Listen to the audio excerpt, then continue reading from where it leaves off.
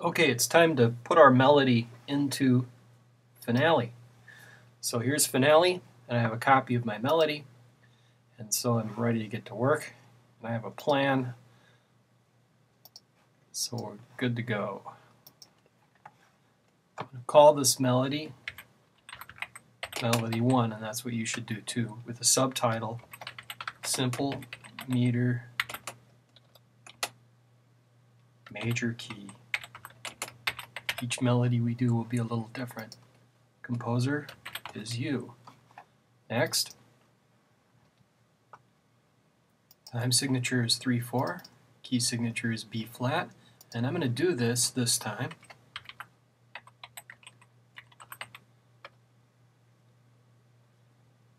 so I can show you another feature in Finale. Now we have a pickup measure to specify. So we're going to have 8 measures plus the pickup. Here we are. I have 1, 2, 3, 4, 5, 6, 7, 8, and then the pickup measure right there. Okay, so the first thing I like to do is clean house a little bit. I'm going to make this bigger, pull it into the center, and move the palettes to places where they're easily accessible. Next, I'm going to set my measure numbers. The first measure, or the first line, will actually have 5 measures in this case. Shift Apple M brings up the dialog box for fit measures. That puts the pickup measure as well as 4 measures on that line. And I'm going to select the last 3 Shift Apple measures, and I'm going to set that to 4. Now I have my pickup measure properly positioned. Next, I'm going to clean up the text. I'm going to get rid of some of the stuff that I don't want on my score. And also, by using this expression tool, I can change this.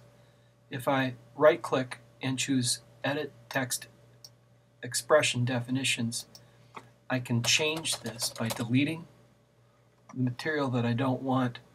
You can also change your fonts with this here, if you wish. That is not what I wish to do, though. There. Now I'm ready. I'm going to begin composing. Now, I've selected to start the piece on the dominant below tonic with the pickup note. This is a very common pickup note, the dominant. Then, working along using the number pad.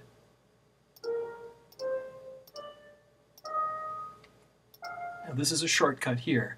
It's a dotted quarter note I need, so I just press the dot, and that gives me a dot. Next quarter note.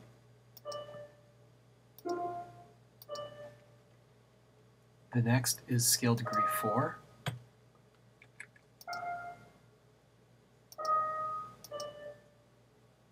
Quarter note. And then finally, dotted again.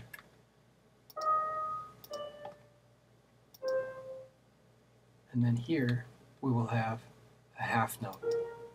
We'll deal with the last measure a little bit later. Okay, articulation. First, slurs.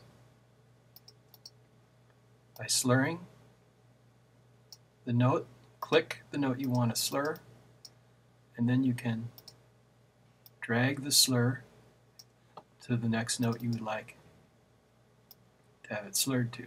It will highlight itself when this is done correctly.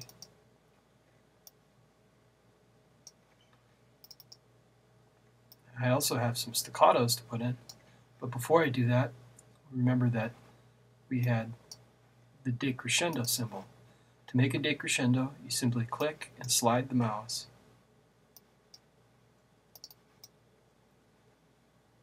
And that will draw out the crescendo. It takes a little bit of practice.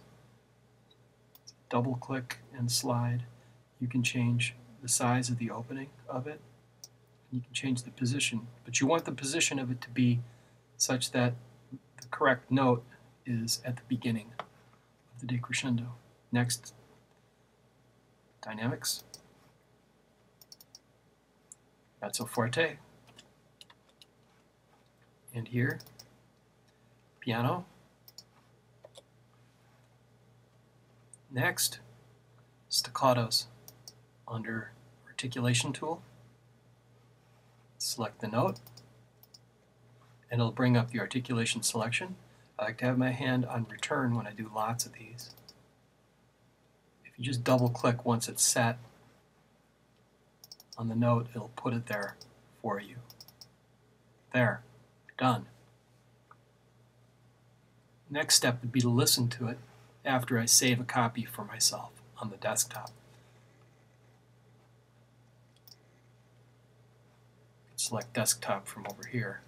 You want to call it MUSC 1131 for our course, Melody 1. And that'll put it on the desktop for you. That's it. I think it's time for you to get started and try this yourself. That's it for part 2 of this video series.